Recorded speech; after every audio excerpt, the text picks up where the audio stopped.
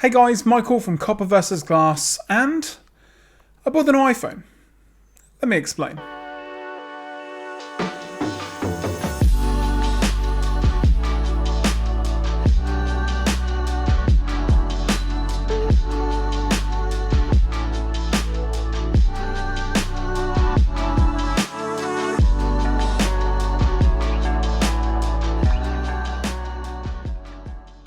So, why have I got the iPhone 14 Pro? Well, every 2 years in October I am due my phone upgrade on my contract with a company called Vodafone here in the UK. Now this year it fell around the start of October, so I had multiple options and multiple choices for my next device on my next 2-year contract. Now at first I thought I'd hold out to see what Samsung does with the S23 line of devices. Now that's not set till about January-February time, and I kind of wanted something sooner rather than later.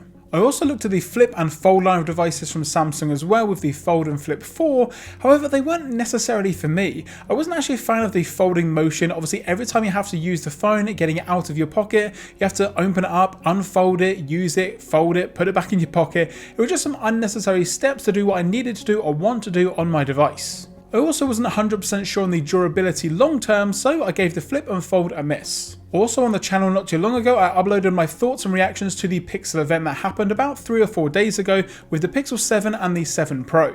And while the phones look nice and they're priced pretty reasonably, I don't necessarily think that stock Android is for me anymore. I've also done a ton of videos here on the channel about material design and newer versions of Android, and I just couldn't necessarily get along with them. Now I did have the Galaxy S22 Plus, which had Samsung's One UI over the top of it, which in my opinion is actually the best version and the best skin of Android currently available. And also at the event, I just didn't really get a feel for those devices. Now don't get me wrong, they're only coming out in around a week or so, so I definitely could have waited. However, again, when I went in store, they did actually have some dummy units there. They were working, they had the full operating system on there. They weren't actually sort of chained down or anything, which was nice, so I could hold them, use them and see what they were like, and I just necessarily wasn't a massive fan. If I was to go for any, it would be the 7 Pro, and it just didn't feel right in my hands. It was definitely on the larger side of things as well, and for me, coming from the Pixel 5 up to the S22 Plus, I'm kind of looking for a device in between those two sizes. So then I thought I would do the unthinkable and look at what Apple had to offer.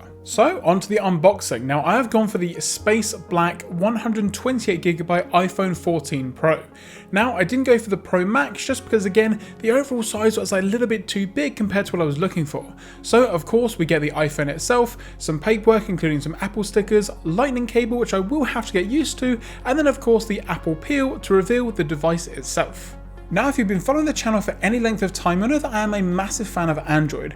I've had countless Android devices in the past. Some would even call me a bit of an Android fanboy, but Android isn't necessarily what it used to be for my use case. Back in the day, and evidence here on the channel, I used to do tons of customization with my Android phone. So if that was icon packs, wallpapers, widgets, full new setups, launchers, pretty much anything to do with changing and manipulating the phone to use it exactly how I wanted to and make it look any way that I wanted it to. And for a time, it was good.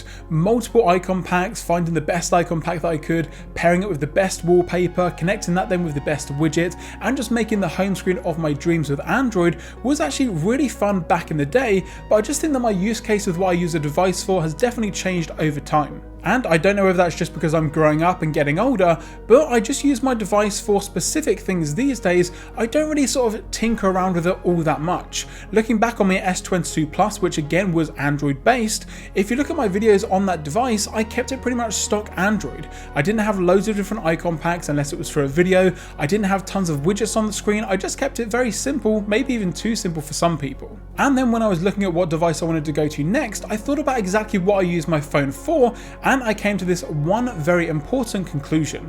And that was the fact that whenever I use my device, I pick it up, unlock it, and I go straight into an application. I spend very limited or little to no time on the home screen or interacting with any sort of widget or setup that I may have created in the past. And that's because when I use my phone, I'm using it for a specific application or a specific purpose. And if you open Instagram, Twitter, YouTube, Netflix, Disney+, whichever application you can think of, it's going to be the same experience on both Android and on iOS. So for me, in terms of what the actual device can do and the way that it looks, wasn't necessarily top of my priorities. I wasn't looking for something that I could massively change or customize. I was just looking for something that was fast, easy to use, and could get me into whichever application I want to use the quickest. But one of the things that is massively important to me is the camera side of things. And yes, in the past I've used some devices that have a really good camera. Again, the S22 Plus had one of the best Android cameras that I've personally used, but it was being let down in one key area that I'm massively into, and that's the video side of things. And no matter what operating system you're currently using, which Android device you're currently using, I don't think you can deny the fact that the best video for a long time now has come from the iPhone. And that's something that I'm really into, whether it's using it for YouTube purposes, filming some B-roll here and there, or just in general using it while I'm out and about. Video and photo taking is pretty much top of my priority when I'm looking at a new device. And it also helps that the iPhone itself is extremely fast, it's got some really great features to it, the ecosystem side of things when it connects to my MacBook Pro, everything kind of fell into place for me to jump ship from Android over to iOS for the first time in a very long time. Now, this isn't my first iOS device. I did used to have the iPhone 4 and the 4S up until the 5, then I switched to Android. I did dabble in the 7 for a long time, but then I went back to Android, and I've pretty much been using Android ever since. And you can even see in the About section on my YouTube channel, it lists all of my devices that I've used, and there's only a couple of iPhones on there. The rest of them, maybe 10, 15 or even more, have all been Android devices. So what does it mean moving forward? Well, I'm going to be documenting my time with the iPhone from the perspective of a long-time Android user, seeing how good it is in regards to the ecosystem, the actual device itself, the camera side of things, applications, the iOS experience, and then giving you guys my feedback in multiple videos moving forward. And that's actually where you guys come into it. If you're currently a user of Android, or even if you're a massive iOS fan, let me know in the comment section down below what you guys want to know about or what you think that I should check out on the iPhone or iOS side of things, and I'll do my best to cover as much of it as I can moving forward. Now, having an iPhone also opens me up to doing a ton more videos here on YouTube, whether that's regards to iOS or iPhone accessories, MagSafe accessories. There's a ton of stuff out there that is specifically built for the iPhone that I just couldn't really do videos on before for the Android side of things. And for me, in regards to the content on the channel, as you guys may have noticed, the Android customization side of things has dropped off pretty much over the last year or so. And like I mentioned, that's because I'm not necessarily as into it as I used to be. And that's going to do it, guys, for this video. Leave a thumbs up down below if you are just a mobile user. It doesn't have to be an Android fanboy or an iOS or Apple fanboy. If you like using smartphones and you like the technology, leave a thumbs up down below. And also, like I mentioned, any comments of any applications or things with the iPhone that you guys want to see moving forward, let me know in the comment section down below so I can start to get that content ready to go.